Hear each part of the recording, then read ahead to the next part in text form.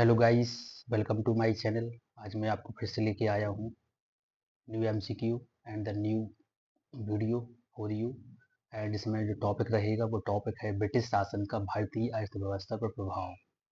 British शासन का भारतीय अर्थव्यवस्था पर प्रभाव मीन्स कि जो ब्रिटिश शासन ने जो इंडिया में जो अपना साम्राज्यवाद स्थापित किया था वो लगातार फैलाता जा रहा था, इंक्रीज करता जा रहा था, तो उसका इंडियन इकोनॉमी पे क्या प्रभाव पड़ा इसके बारे में अपन क्वेश्चन देखेंगे। तो this is a very very important question है जो हर एग्जाम के लिए आपको सिमुलेटिव रूप से उपयोग होने वाले, लाइक फॉर एग्जांपल जैसे एनटीपीसी, एमपीपीएससी प्री या अदर स्टेट पीएससी के लिए, as well as UPSC and the UGC NET, सबके लिए जो इम्पोर्टेंट क्वेश्चन होने वाले हैं। तो बस आप वीडियो के साथ बने रहिए और वीडियो का पूरा लुत्फ उठाइए और जितना ज़्यादा हो सके वीडियो को आप अपने फ्रेंड ग्रुप एंड अगर उन लीड स्टूडेंट के पास शेयर करिए जिनको इनकी फ़ायदा मिल सके। चलो देखते हैं फर्स्ट क्वेश्चन में क्या दिया गया है। अंग्रेजी शासन का प्रभाव किस क्षेत्र में अधिक पड़ा? आर्थिक, आर्थिक, धार्मिक, आर्थिक, सेकंड राजनीतिक, थर्ड है धार्मिक और फोर्थ है मनोवैज्ञानिक। तो इसका आंसर सबसे आपको पता हो किस पे पड़ा सबसे ज़्यादा, इसका पड़ा है आर्थिक, मतलब इकोनॉमी में पड़ा है। ऑप्शन नंबर फर्स्ट का ए ही है। सेकंड क्वेश्चन में आपको सम्मिलित करना है। देखो सम्मिलित गाइस ये क्वेश्चन होती है, सम्मिलित में यदि आपको ए का दो ऑप्शन पता है तो आप आराम से इसको टिक कर सकते हो। यदि आपको ए का दो उसके बारे में पता है तो you can give the right answer. तो इसके ऑप्शन अपन देखते हैं। फर्स्ट आंसर इसमें दिया गया है वाणिज्यिक चरण, जिसमें से 1757 से लगा के 1813 तक। इसका ने दिया है कि एकाधिपत्य व्यापार व प्रत्यक्ष विनियोग का काल। देखते हैं। बी में से दिया औद्योगिक चरण, में 1813 से लगा के 1860 सम्मिलित किया है। मुक्त व्यापार का काल, इसको भी अपन चेक करते हैं। एंड थर्ड में दिया गया है वित्तीय पूंजीवाद। पूंजीवाद मतलब कि निकाल दिए कि जो वित्तीय पूंजीवाद है औद्योगिक चरण जी यहाँ से यहाँ तक रहा है, तो 1860 से लगा के 1947 तक। इसका अपन को मिलाना है। इसका मिलाने क्या हो सकता है? क्या यही हो सकता है कि ब्रिटिश पूंजी निवेश का काल? तो देखते हैं इसका आंसर क्या है गाइस। इसका आंसर फर्स्ट ही है। जैसे वाणिज्यिक चरण, वाणिज्यिक चरण में 1757 से लगा के 1813 तक। इसका क्या है ने इसमें किया है एकाधिपत्य व्यापार व प्रत्यक्ष विनियोग का काल, यही रहा। सेकंड में दिया है औद्योगिक चरण, 1813 से लगा के 1860, मुक्त व्यापार का काल। और थर्ड में दिया गया है वित्तीय पूंजीवाद, 1860 से लगा के 1947, मतलब ब्रिटिश पूंजी निवेश का काल। तो इसका ऑप्शन नंबर सेकंड का ऑप्शन नंबर ए ही है।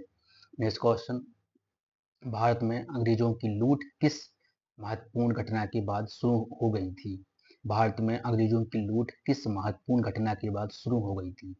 पहला ऑप्शन में दिया ने प्लासी के युद्ध के पश्चात, सेकंड ने बक्सर के युद्ध के पश्चात, कंपनी को भारत में व्यापार करने की अनुमति मिलने के पश्चात, 1813 के चार्टर के पश्चात। तो गाइस थोड़ी आपको कोशिश करना है, पॉज करके आप आंसर देने की कोशिश करिए इसका आंसर क्या हो सकता है। यदि आपने थोड़ी बहुत हिस्ट्री पढ़ी है ना तो आप आराम से आंसर टिक कर सकते हो। वो फिर भी अगर नहीं पढ़ी है तो आप फिर भी गेस करके आंसर देने की कोशिश करिए, थोड़ी क्वेश्चन को पॉज करिए एक या 2 सेकंड के अंदर। तो इसका आंसर क्या है? इसका आंसर है फर्स्ट ए, प्लासी के युद्ध के पश्चात भारत में अंग्रेजी की लूट की जो घटना है वो स्टार्ट हो गई थी प्लासी के युद्ध के बाद। Next question, question number 4 guys. अपन क्या करेंगे, कम कम टाइम में ज़्यादा से ज़्यादा क्वेश्चन करने की कोशिश करेंगे ताकि आपको ज़्यादा से ज़्यादा अदर एग्जाम के एमसीक्यू आपको मिल सके और आपको टाइम भी उसका कम कंज्यूम हो एंड द बेस्ट ना हो और आपको ज़्यादा से ज़्यादा क्वेश्चन मिल सके। तो देखते हैं। फोर्थ क्वेश्चन दिया गया है ब्रिटिश काल में भारत में निम्नलिखित में से किस भू राजस्व व्यवस्था को नहीं अपनाया गया था?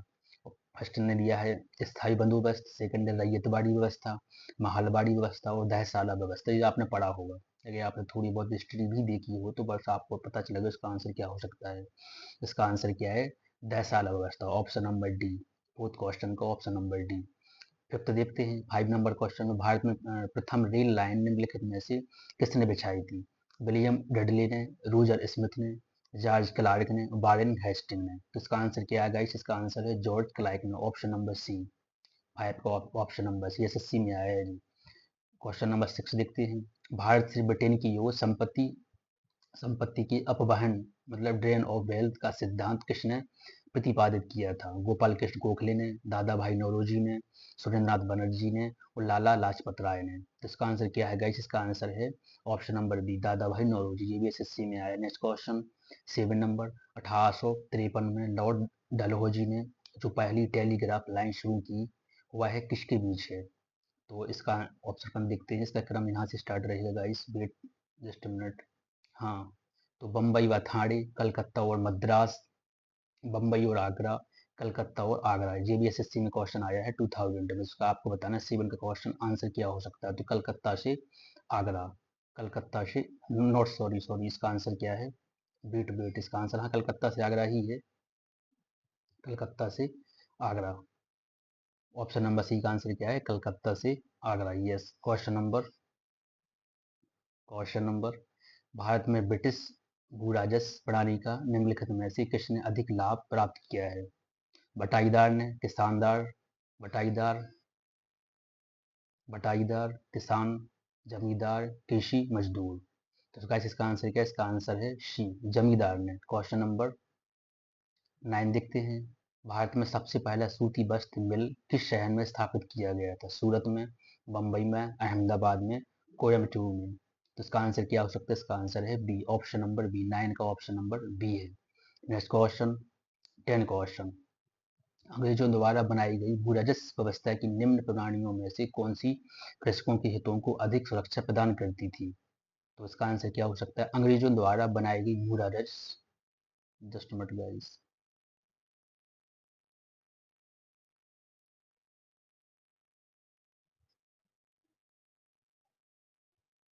हाँ तो आप 10 क्वेश्चन नंबर 10 पे थे। अंग्रेजों द्वारा बनाई गई भू राजस्व व्यवस्था की निम्न प्राणियों प्लान वेट वेट थोड़ी, मैं भी अटक गया यहाँ पर।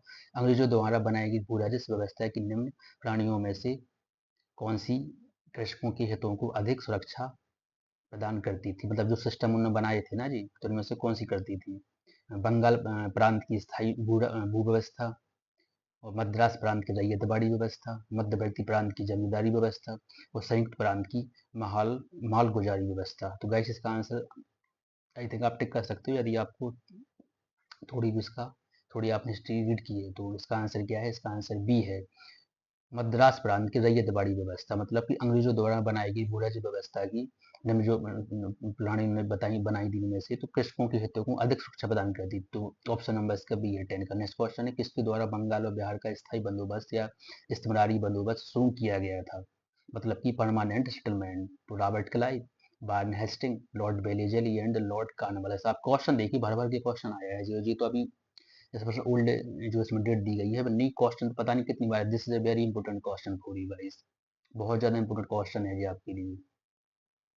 तो 11 का क्वेश्चन क्या, 11 का आंसर क्या हो सकता है? 11 का आंसर है D, Lord Cornwallis. Lord Cornwallis, option number D. 11 का ऑप्शन नंबर डी है। क्वेश्चन नंबर 12 देखें, ब्रिटिश सरकार ने भारत में स्थायी बंदोबस्त कब लागू किया? तो इसका आंसर क्या है? इसका आंसर है बी, ऑप्शन नंबर बी। 12 का ऑप्शन नंबर बी, 1793।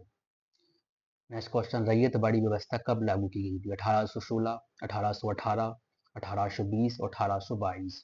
तो गाइस इसका आंसर क्या है? इसका आंसर है सी, 1820। 13 का आंसर क्या है? सी। पहली बार औपचारिक रूप से महलबाड़ी व्यवस्था कब लागू की गई थी? 1793 में, 1816 में, 1820 में और 1822 में। इसका आंसर है डी, 1822 में। क्वेश्चन नंबर 14 का आंसर क्या है? डी, 1822। क्वेश्चन नंबर 15, स्थायी बंदोबस्त जिन क्षेत्रों में लागू किए गए उनमें से शामिल हैं बंगाल, बिहार, उड़ीसा, मद्रास के उत्तरी प्रांत और बनारस। तो गाइस इस टाइप के जो क्वेश्चन है ना जी, यूपीएससी में आते हैं, यूजीसी नेट में आते हैं। यदि क्वेश्चन, यदि पेपर को थोड़ी भी उनको डीपली डिफिकल्ट बनाना होगा ना, तो वे क्वेश्चन आपको यहाँ से उठा लेंगे। एनटीपीसी का ही अपन एग्जाम्पल ले लेते हैं। यदि ये क्वेश्चन थोड़ी डीपली बनाएंगे कि थोड़ी बच्चों को निपटाना, बाहर करना और दूसरे एग्जाम, तो जो वही बच्चे वही स्टूडेंट कर पाएंगे जिन्होंने डीपली उस सब्जेक्ट का मतलब कि उसको रीड किया होगा, डीपली उसको पढ़ा होगा। तो इसका आंसर क्या हो सकता है? क्वेश्चन नंबर 15 का डी ही है। मतलब कि स्थायी बंदोबस्त जिन क्षेत्रों में लागू किए गए उनमें शामिल हैं बंगाल भी था, बिहार भी था, उड़ीसा था, मद्रास के उत्तरी जिले थे और बनारस। ऑप्शन नंबर डी सारे, मतलब सारे के सारे ऑप्शन है। क्वेश्चन नंबर अपने 16 पे चलते हैं। अंग्रेजी शासनकाल में भारत का कौन सा क्षेत्र अफीम उत्पादन के लिए प्रसिद्ध था? बिहार, दक्षिण भारत, गुजरात, असम। अंग्रेजी शासनकाल में भारत का कौन सा क्षेत्र अफीम उत्पादन के लिए प्रसिद्ध था? बिहार, दक्षिणी भारत, गुजरात और असम। इसका आंसर गाइस क्या है? इसका आंसर है बिहार। ऑप्शन नंबर ए, 16 का आंसर ए है। 17 देखते हैं। 18वीं सदी में बंगाल में वस्त्र उद्योग के पतन के लिए उत्तरदायी कारण था? उत्पादन की गुणवत्ता में कमी। ऑप्शन नंबर बी है कच्चे माल की अनु उपलब्धता। सी है ब्रिटेन को निर्यात करने वाले माल पर उच्च तटकर और कारीगरों की अनुपलब्धता। तो जी उसमें आया बीपीएससी में, मतलब स्टेट पीएससी में क्वेश्चन आया है जी। तो इसका ऑप्शन नंबर क्या है? सी है। ब्रिटेन को निर्यात करने वाले माल पर उच्च तटकर, मतलब कि 18वीं सदी में बंगाल में वस्त्र उद्योग के पतन के लिए उच्च उत्तरदायी कारण क्या था? जी सी नंबर का था, 17 का सी है। अपन देखो डिटेल में मैं इसकी आसपास की जो नॉलेज है ना, इन्फॉर्मेशन बताने की कोशिश करूंगा, बिल्कुल नहीं बता पाऊंगा क्योंकि अपन को ज़्यादा से ज़्यादा कम टाइम में क्वेश्चन करना है। बस यही मोटिव रहेगा कि आपको ज़्यादा से ज़्यादा ओल्ड एंड द एग्जाम में जो पी वाई क्यू आई हुई है वो आपको मिल जाए यहाँ से। क्वेश्चन नंबर 18 देखते हैं। नील कृषकों की दुर्दशा पर लिखी गई पुस्तक नील दर्पण के लेखक कौन थे? ये तो आप सबको पता होगा इसके बारे में।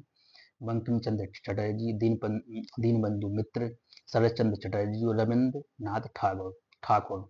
तो इसका आंसर क्या है? इसका आंसर है बी, दीनबंधु मित्र। 18 का बी आंसर है। 19 लिखते हैं। अंग्रेजों द्वारा सर्वप्रथम कहवा बागान लगाए गए थे? चिकमंगलूर में, चिकमंगलूर जनपद में, कुर्ग जनपद में, नीलगिरी जनपद में, वायनाड जनपद में। तो इसका आंसर क्या है? इसका आंसर है डी। ये भी देखो पीपीसीएस में आया है, वायनाड जनपद में। मैं बता क्या रहा हूँ कि यदि वो पेपर को डिफिकल्ट बनाएंगे तो क्वेश्चन यहाँ से उठाएंगे आपको, मतलब किसी स्टेट पीएससी के क्वेश्चन आपको दे देंगे। Other other other state PSC में दे सकते हैं, या as well as one exam में तो यही दे ही देंगे यहाँ से। तो आप समझ सकते हो गाइस पी वाई क्यू कितनी इंपॉर्टेंट है। P Y Q very very important for you, for exam, for every exam. तो क्वेश्चन नंबर अपने यहाँ पर देखते हैं 20। अंग्रेजी शासन के दौरान भारत के आर्थिक दोहन के विचार का प्रतिपादन किसने किया है? 20 का आंसर है ऑप्शन नंबर ए, दादा भाई नौरोजी ने। 21, भारत में अंग्रेजों के समय में प्रथम जनगणना किसके कार्यकाल में शुरू हुई थी? तो लॉर्ड मेयो की। ऑप्शन नंबर सी, मतलब आपको सबको पता 1872, जो काफी फेमस है। Next question, Sir Thomas Munro किस भू राजस्व बंदोबस्त से संबंधित थे? स्थायी बंदोबस्त, महलबाड़ी बंदोबस्त, रैयतबाड़ी बंदोबस्त, और इनमें से कोई नहीं। इस टाइप के जो क्वेश्चन है ना, स्थायी, रैयतबाड़ी, महलबाड़ी, यहाँ से क्वेश्चन बता कर रहा हूँ मैं, भर भर के आते ही है वो। देखो आपने एक ऑप्शन वहाँ पर क्वेश्चन देख ही लिया, फिर से ने उठा के दे दिया जी वाला क्वेश्चन। तो जो टॉपिक ज्यादा इंपॉर्टेंट, तो ऑप्शन नंबर क्या है? Ryotwari. Option number C, ryotwari. मतलब कि जब जी अंग्रेज आए थे, थोड़ा सा 1 मिनट में आपको लेना चाहूंगा। 37, जब अंग्रेज यहाँ पर आए थे तो उस टाइम पर इनने काफ़ी व्यवस्थाएं कृषि के लिए, अपने वाणिज्य को फैलाने के लिए इनने काफ़ी व्यवस्थाएं उनको लागू किया था। अलग अलग क्षेत्र में, साउथ में कुछ था, नॉर्थ में कुछ था, ईस्ट में कुछ था, तो वही व्यवस्था के नाम यहाँ पर दिए गए हैं। तो 22 का आंसर क्या है? रैयतबाड़ी व्यवस्था। भारत में प्रथम रेलगाड़ी का निर्माण 1853 में किन नगरों के बीच हुआ था? सबको पता होगा इसका आंसर क्या हो सकता है? इसका आंसर है बी, बम्बई से थाड़ी।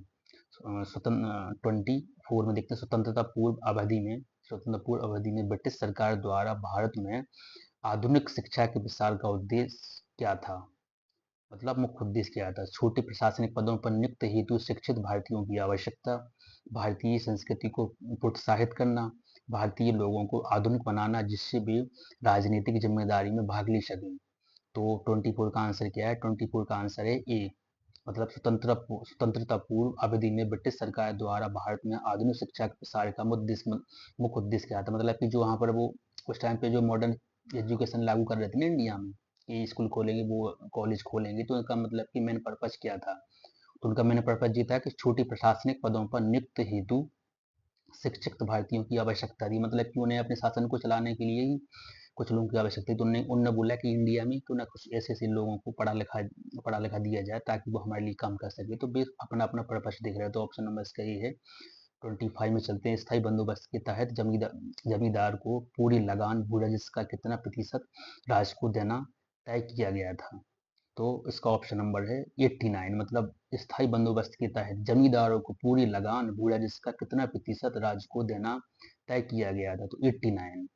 रैयतवाड़ी व्यवस्था रैयतवाड़ी व्यवस्था जिन क्षेत्रों में लागू की गई थी उनमें से शामिल थी। मतलब कि अब हम 26वां क्वेश्चन देख रहे हैं 26। रैयतवाड़ी व्यवस्था जिन क्षेत्रों में लागू की गई थी। देखो क्वेश्चन बार बार आ रहा है, तो आपको बताना है रैयतवाड़ी के जो एरिया था कौन कौन था। मद्रास प्रेसिडेंसी, बम्बई प्रेसिडेंसी, या पूर्वी बंगाल, असम या कुर्ग। तो 26 का आंसर क्या हो सकता है? 26 का आंसर है गाइस डी, मतलब कि सभी के सभी। मद्रास प्रेसिडेंसी, बम्बई प्रेसिडेंसी, पूर्वी बंगाल एंड असम और कुर्ग। तो ऑप्शन नंबर डी है 26 का। 27वां क्वेश्चन, उत्तरी भारत में भूमिकर व्यवस्था का प्रवर्तक, the father of the land settlement in northern India किसे कहा जाता है? मार्टिन वर्ड को, थॉमस मनरो को, कैप्टन रीड को और चार्ल्स ग्रांट को। तो 27 का आंसर क्या है? 27 का आंसर है ए, मार्टिन वर्ड को कहा जाता है। 28 देखते हैं, समस्त अंग्रेजी भारत की सर्वाधिक भूमि पर, मतलब 50% भूमि पर अपनाई गई भू राज्य व्यवस्था कौन थी? तो वो थी बी, रैयतवाड़ी। मतलब जितनी इनने जो 3 प्रकार की व्यवस्था निकाली थी ना जी एग्रीकल्चर के लिए, स्थायी बंदोबस्त, रैयतवाड़ी बंदोबस्त, महलवाड़ी बंदोबस्त, इनमें सबसे जो ज्यादा लागू की, मतलब ज्यादा एरिया पर लागू की थी वो थी बी वाली रैयतवाड़ी व्यवस्था। Option number B. भारत में उपनिवेशी काल में अटली आयोग का उद्देश्य क्या था, जो 1929 में आया था? तो इसमें अपन देखते हैं आगे, राजनीतिक सुधारों के लिए भारत की क्षमता का परीक्षण करना। ये भी हो सकता है कि श्रमिकों की मौजूदा परिस्थिति में प्रतिवेदन पर सिफारिशें प्रस्तुत करना। और देखते इसको ऑप्शन की ये देख क्या दिए गए हैं, थोड़ी वेट गाइस। भारत में वित्तीय सुधारों के लिए परियोजना तैयार करना। और क्या ये डी वाला हो सकता है क्या? भारत में प्रशासनिक सेवाओं के लिए बी, स्थित पद्धति विकसित करना। देखो यूपीएससी मतलब आईएएस में क्वेश्चन आया है, तो आई से क्वेश्चन भी आपको यहाँ पर टिक करना है। इसका आंसर क्या हो सकता है? तो देखो इसका आंसर गाइस 29 का आंसर है बी, श्रमिकों की मौजूदा परिस्थिति में प्रतिवेदन पर सिफारिशें प्रस्तुत करना। मतलब भारत में उपनिवेशी काल में हुटली आयोग का उद्देश्य क्या था? तो यही था कि श्रमिकों की मौजूदा परिस्थितियों में प्रतिवेदन पर सिफारिशें प्रस्तुत करना। 29 का आंसर बी। नेक्स्ट क्वेश्चन, इसका क्रम गाइस यहाँ से होगा, जस्ट मिनट, 30 30 देखते हैं। ये भी देखो यूपीएससी में आया है क्वेश्चन, तो आप थोड़ी पॉज करके आंसर देने की कोशिश करिए, इसका आंसर क्या हो सकता है। इससे आपकी भी थोड़ी सेल्फ टेस्ट होगा, आप समझ सकेंगे कि आप कहाँ तक हैं। तो 30 का क्वेश्चन देखते हैं। भारत में भारतीयों द्वारा 1881 में स्थापित हुआ तथा उनके प्रबंध में चलाने वाला सीमित देयता का प्रथम बैंक था Hindustan commercial bank, Awadh commercial bank, Punjab national bank और पंजाब एंड सिंध बैंक। तो 30 का आंसर क्या हो सकता है? 30 का आंसर है अवध कमर्शियल बैंक था, जो 30 मतलब 30 का आंसर बी है। नेक्स्ट क्वेश्चन आईएएस में आया है। अंग्रेजों द्वारा रैयतवाड़ी बंदोबस्त लागू किया गया था बंगाल प्रेसिडेंस में, मद्रास प्रेसिडेंस में, बम्बई प्रेसिडेंस में, मद्रास प्रेसिडेंस व बम्बई प्रेसिडेंस में। देखो यूपीएससी में भी आया है, मतलब आईएएस में, और झारखंड पीएससी में भी आया है 2010 में। तो इसका आंसर देखो, कोई क्वेश्चन को 2003 में दिया तो 10 में उठा के दिया, मतलब तो आप समझ सकते हो कि पीवाई के क्वेश्चन कितने रिपीट होते हैं।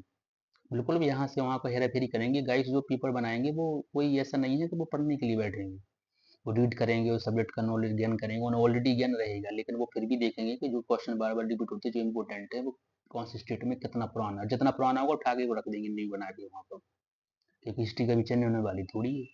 तो इसका आंसर क्या हो सकता है? इसका आंसर है डी, मद्रास प्रेसिडेंसी व बम्बई प्रेसिडेंसी। मतलब कि अंग्रेजों द्वारा जो रैयतवाड़ी बंदोबस्त लागू किया गया था वो कहाँ कहाँ लागू किया गया? उसका एरिया था मद्रास प्रेसिडेंसी और बम्बई प्रेसिडेंसी। अब देखते 32, भारत में उपनिवेशी शासन के संदर्भ में 1813 में पारित एल्बर्ट बिल का उद्देश्य था। तो इसका अपन सीधा आंसर देखते हैं डायरेक्ट, क्योंकि मैं बड़े आंसर दिए ताकि वीडियो लंबा हो रहा है। तो इसका आंसर यही है। जहाँ तक अदालतों की दांडिक जो दंड वाली व्यवस्था थी ना, अधिकारिता का संबंध था भारतीय तथा यूरोपीय लोगों को बराबरी पर रोकना। तो इसका ऑप्शन नंबर ए है। 32 का आंसर है ऑप्शन नंबर ए। अब देखते हैं इसको सम्मिलित करना अपन को। 33 दिया गया यहाँ पर, तो थोड़ी वेट। ताकि मैं इसको थोड़ी छोटा कर लूँ ताकि आपको आंसर दिख सके। तो प्लस में दिया गया है कि बड़े सामंतों को आवंटित भूमि, मालगुजारी के इजारेदारों अथवा तहसीलदारों को आवंटित भूमि। सी दिया गया है उप किराएदारों व देने, गिरवी रखने, हस्तांतरण करने, उपहार देने या विक्रय करने की अधिकार सहित प्रत्येक किसान को आवंटित भूमि और ग्राम स्तर पर की गई भूमि राजस्व बंदोबस्ती। तो इसका 33 का आंसर है ऑप्शन नंबर बी। मतलब कि पहले का पहला तो सही है। पहले का पहला क्या है कि बड़े सामंतों को आवंटित भूमि, मतलब कि इसका है जागीरदारी प्रणाली। तो ऑप्शन नंबर ए है। फिर अपन को, क्योंकि इसका मैंने आपको क्या बताया इसका आंसर बी है। अब बी का क्या है देखो, अब इसमें दिया गया option number B. Option number B का है क्या, ऑप्शन नंबर बी का है 4, बल्कि मालगुजारी के इजारेदारों अथवा तहसीलदारों को आवंटित भूमि। इसका आंसर क्या रहेगा, 4 रहेगा, जमींदारी प्रणाली। और इसके बाद है सी। सी का आंसर क्या, सी का फर्स्ट है, नॉट, हाँ, सी का नहीं, सॉरी सी का सेकंड है। उप किराएदारी पर देने, गिरवी रखने, हस्तांतरण करने, उपहार देने या विक्रय करने के अधिक अधिकार सहित प्रत्येक किसान को आवंटित भूमि। तो इसका क्या है, इसका है बी, मतलब रैयतवाड़ी व्यवस्था रहेगा इसका। और डी का है थर्ड। डी का थर्ड क्या है, ग्राम स्तर पर की गई भू राजस्व बंदोबस्ती। इसका है क्या है, इसका आंसर इसका है, मतलब कि जो डी इसमें दिया गया ना, मैंने आपको आंसर क्या बताया, आपको आंसर इसका याद है कि नहीं, इसका आंसर है बी। तो बी का आपको देखना है, बी का क्या है, बी मतलब कि सॉरी डी का आंसर क्या, डी का थर्ड है, ग्राम स्तर पर की गई भू राजस्व बंदोबस्ती का जी है महलवाड़ी सिस्टम। नेक्स्ट क्वेश्चन देखते हैं 34। ब्रिटिश शासन के दौरान भारत में उद्योगों का कोई स्वतंत्र विकास नहीं हुआ। इसका कारण क्या था, देखते इसका रीजन क्या है। यूपीएससी में जो भी क्वेश्चन आया है, आईएएस में क्वेश्चन आया है, तो इसका आंसर है भारी उद्योगों का अभाव, विदेशी पूंजी की कमी, प्राकृतिक संसाधनों की कमी, धनिक वर्ग द्वारा भू संपत्ति में निवेश करने को तरजीह या प्राथमिकता। तो इसका आंसर क्या है गाइस, इसका आंसर है ए, मतलब इसका है भारी उद्योगों का अभाव। मतलब कि ब्रिटिश शासन के दौरान भारत में उद्योगों का कोई स्वतंत्र विकास नहीं हुआ। इसका सबसे बड़ा रीजन क्या था, इसका था कि भारी उद्योगों का अभाव, मतलब कि उद्योग ही नहीं खोले, अभी सिर्फ इंडिया को चूस रहे थे और इंडिया को अपने पर्पज के लिए यूज कर रहे थे। नेक्स्ट क्वेश्चन दिया 35। यद्यपि भारत के व्यापार पर 1813 के चार्टर एक्ट द्वारा कंपनी के एकाधिकार को समाप्त कर दिया गया था, परंतु फिर भी किस वस्तु का व्यापार केवल कंपनी के लिए ही सुरक्षित किया गया। तो 35 का आंसर क्या है, 35 का आंसर है शी, मतलब कि चाय। Next question 36। British east India company के व्यापारिक अधिकार अंतिम रूप से किस एक्ट के तहत समाप्त किया गया था। तो 36 का आंसर है गाइस बी, मतलब 1813 1833 का चार्टर एक्ट, मतलब कि 36 का आंसर है बी, 1833 का चार्टर एक्ट। 37 देखते हैं। स्थायी बंदोबस्त 1793 के अंतर्गत जमींदारों को अपेक्षा की गई थी कि वे खेतीहरों को पट्टा जारी करेंगे। अनेक जमींदारों ने पट्टा जारी नहीं किए, इसका प्रमुख कारण क्या था। देखो जी, यूपीएससी में आई इस क्वेश्चन, मतलब कि जो यूजीसी नेट की तैयारी कर रहा है ना गाइस, यूजीसी नेट या पीजीटी या इन बारे की भी, तो उसके लिए जी क्वेश्चन बहुत ज़्यादा इंपॉर्टेंट है, एज वेल एज सेट की भी इस टाइप के क्वेश्चन रखे रहेंगे, बिल्कुल डिफिकल्ट वाले क्वेश्चन। देखो यूपीएससी आई इसमें क्वेश्चन आया है 2001 में। तो 37 का आंसर क्या हो सकता है, उन्होंने दिया है कि जमींदारों के ऊपर किसानों का विश्वास था, जमींदारों के ऊपर कोई सरकारी नियंत्रण नहीं था, यह ब्रिटिश सरकार की जिम्मेदारी थी, या खेती हरों की दिलचस्पी प्राप्त करने की नहीं थी। तो इसका आंसर क्या है, इसका आंसर है गाइस बी, जमींदारों के ऊपर कोई सरकारी नियंत्रण नहीं था। नेक्स्ट क्वेश्चन 38 है, ब्रिटिश भू राजस्व व्यवस्था के संदर्भ में इन कथनों पर विचार कीजिए। इसका आंसर मैं आपको डायरेक्ट बता रहा हूँ ताकि कम टाइम में आपको इसका आंसर मिल सके। इसका आंसर डी है, मतलब कि इसके तीनों सही हैं। स्थायी बंदोबस्त के तहत सरकार ने जमींदारों से हमेशा हमेशा के लिए लगान निश्चित किया, इसी कारण इसे स्थायी बंदोबस्त कहा गया। बी में है, रैयतवाड़ी व्यवस्था के तहत सरकार ने रैयतों से लगान निश्चित किया, इसी कारण इसे रैयतवाड़ी व्यवस्था कहा गया। महालवाड़ी व्यवस्था के तहत प्रत्येक खेत के आधार पर भू राजस्व निर्धारित नहीं किया गया, बल्कि प्रत्येक महाल मतलब जागीरदार एक भाग के अनुसार निश्चित किया गया, इसलिए यह व्यवस्था महालवाड़ी व्यवस्था कही जाती। मतलब कि इसकी परिभाषा इसका मीन्स दिया गया है, जो व्यवस्था तीनों व्यवस्था मैंने आपको ऊपर के क्वेश्चन में डिफाइन किया है। तो इसका आंसर क्या है? इसका आंसर है डी, 38 का आंसर डी। अब देखते 39 को आपको फिर से सम्मिलित करना है कि स्थायी बंदोबस्त, सैयदवाड़ी बंदोबस्त, महालवाड़ी बंदोबस्त। इसके तुम्हें ये बताना है कि इसके जो संबंधित व्यक्ति थे ना, जो इससे रिलेटेड थे, उनके कौन कौन है वो। 39 का आंसर क्या हो सकता है? 39 का आंसर है ए, मतलब कि स्थायी बंदोबस्त का ए, जो इसमें दिया गया ना, कॉर्नवालिस, चार्ल्स ग्रांट और जॉन सोर, तो स्थायी बंदोबस्त के लिए रिलेटेड जो पर्सन दिए गए हैं जी सही है इसका। सेकंड वाला बी का बी ही है, रैयतवाड़ी व्यवस्था, captain Read, Thomas Munro, Elphinstone, तो ये भी सही है। सी में महालवाड़ी व्यवस्था, मतलब कि होल्ट मैकेंजी और मार्टिन बर्ड, तो ये भी इसका सही है। क्वेश्चन नंबर अपन देखते हैं 14। महालवाड़ी व्यवस्था जिन क्षेत्रों में लागू की गई थी उनमें शामिल हैं, देखते हैं गंगा घाटी, दोआब के उत्तर पश्चिम प्रांत, मतलब जैसे पश्चिम उत्तर प्रदेश बोलती हूँ, मध्य भारत के कुछ भाग, मराठा की अधिकतर प्रदेश या पंजाब। इसका आंसर क्या हो सकता है गाइस? इसका आंसर है ऑप्शन नंबर डी, मतलब कि सारे के सारे सही हैं। क्वेश्चन नंबर देखते 41। बंगाल, इसको अपन को फिर से सम्मिलित करना है ताकि थोड़ी स्पीड में करें, ताकि टाइम भी कम आपका वेस्ट वेस्ट हो और आपको संगे संगे टाइम टाइम भी आपका कम वेस्ट हो और संगे संगे आपको ज़्यादा से ज़्यादा क्वेश्चन मिल सके। तो इसका आंसर क्या है? इसका आंसर है गाइस ए ही है इसका आंसर, मतलब कि सही है। बंगाल काश्तकारी अधिनियम 1885 में आया था। अवैध लगान अधिनियम एवं मद्रास काश्तकारी विधेयक 1886 में आया था, ये भी सही है। ये बिल्कुल सम्मिलित किया गया सामने, उसकी वर्ष सही दी गई है। और दक्कन काश्तकारी अधिनियम 1879 में आया था और मध्य प्रांत काश्तकारी विधेयक 1883 में आया था। इसका ऑप्शन नंबर ए है।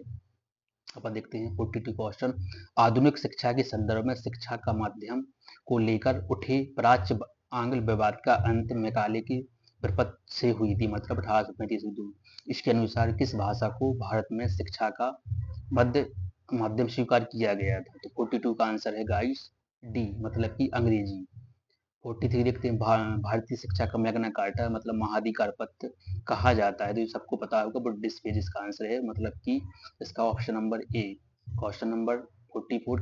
किसने 1911 में प्राथमिक शिक्षा को निःशुल्क एवं अनिवार्य बनाने वाला विधेयक इंपीरियल लेजिस्लेटिव काउंसिल में प्रस्तुत किया, जिसे प्राथमिक शिक्षा का मैग्ना कार्टा कहा जाता है? तो इसका आंसर क्या है गाइस? इसका आंसर है 44 का आंसर है ए, गोपाल कृष्ण गोखले, गोपाल कृष्ण गोखले। क्वेश्चन नंबर पर जाते हैं नेक्स्ट पे। नेक्स्ट क्वेश्चन है 45 का। शिक्षा से संबंधित आयोग समिति की पहचान करें। तो हार्टुग समिति का 1829 है, लिंडले आयोग 1829 है, सप्रू समिति 1934 है, या साइलेंट योजना 1944। तो जो आपको बताना है कि सही है कितने सही है, उसको आपको टिक करना, तो उसको ऑप्शन नंबर डी, मतलब कि चारों सही है। 45 का आंसर डी है। 46 देखते हैं। किस सिद्धांत का यह अर्थ था कि शिक्षा समाज के उच्च वर्ग को दी जाए और इस वर्ग से छन कर शिक्षा का प्रभाव जनसाधारण तक पहुंचे? तो इसका आंसर क्या है? इसका ऑप्शन है ऑप्शन नंबर ए, अधोमुखी निसंदन निसंदन सिद्धांत, मतलब डाउनवर्ड, मतलब कि जो डाउनवर्ड थी ना, फिल्ट्रेशन थ्योरी थी, डाउन थ्योरी थी ना पूरी पूरी, वो इसी दिया गया। इसका option number downward the filtration theory, option number A. 47 देखते भारत में आधुनिक शिक्षा का जन्मदाता किसे कहा जाता है? चार्ल्स ग्रांट को, मोसमैन को, विलियम जोन्स को, जॉन मार्शल को। तो 47 का आंसर है चार्ल्स ग्रांट को, ऑप्शन नंबर ए, मतलब 47 47 का आंसर ए ही है, Charles grant. Hindu college Calcutta 1817, जो कि पाश्चात्य पद्धति पर उच्च शिक्षा देने का प्रथम कॉलेज था, जिसका धार्मिक शिक्षा से कोई संबंध नहीं था, की स्थापना किसने की थी? इसकी स्थापना की थी गाइस डेविड हेयर ने की थी, ऑप्शन नंबर ए है 48 का। 49 देखते हैं। भारतीय दस्तकारी उद्योग के पतन के कारण थे। तो इसका आंसर मैं आपको डायरेक्ट बता रहा हूँ, इसका आंसर तीनों सही है। अंग्रेजों द्वारा भारतीय बुनकरों के तैयार माल को कम से कम मूल्य पर लेना, अंग्रेजों द्वारा कच्चे माल पर नियंत्रण, और इंग्लैंड में आयात की जाने वाली भारतीय वस्तुओं पर भारी आयात कर। तो इसका option number D. Next question and the last question, इसके बाद नेक्स्ट क्वेश्चन रहेंगे वो नेक्स्ट वीडियो में करेंगे। तो 50 क्वेश्चन दिएगा। भारत में अनुरुद्योगीकरण का मतलब अनुद्योगीकरण, डी इंडस्ट्रियलाइजेशन का, या प्राक औद्योगिकरण, प्री इंडस्ट्रियलाइजेशन की अवधि क्या थी, तो वो आपको यहाँ पर बताना है। तो दोनों की अवधि के बीच का टाइम पीरियड क्या था, जिसका आंसर है ऑप्शन नंबर बी, मतलब 1800 लगा के 1850। तो गाइस ये 50 क्वेश्चन अपने कितने मिनट में किए हैं, 29 मिनट में किए हैं, क्योंकि कुछ क्वेश्चन इसमें की थ्योरी दी गई थी, मतलब कि कथन निष्कर्ष वाले क्वेश्चन थी, मैचिंग वाले क्वेश्चन थी, इसकी वजह से थोड़ी टाइम इसमें कंज्यूम हुआ है, बट फिर भी आपको यदि 30 मिनट में 50 क्वेश्चन मिल रहे हैं जो बहुत ज़्यादा इंपॉर्टेंट हैं आपके लिए, तो बस ये आपका यहाँ पर टाइम वेस्ट नहीं है। यहाँ पर आपके क्वेश्चन इंपोर्टेंट आपको मिल रहे हैं जो आपको बहुत से बहुत ज़्यादा हेल्प करने वाले हैं मॉडर्न हिस्ट्री से। तो बस आप वीडियो के साथ बने रहिए, उस वीडियो को 2 से 3 बार रिवीजन कर लीजिए, ताकि ये क्वेश्चन परमानेंटली वीडियो के माध्यम से आपको आपके माइंड में बिल्कुल बैठ जाएँ और आपको हर एग्जाम में सिमिलरिटी रूप से उपयोग हों। तो चलो आप मिलते हैं अपन नेक्स्ट वीडियो में, next and the new question के साथ। जय हिंद, जय भारत।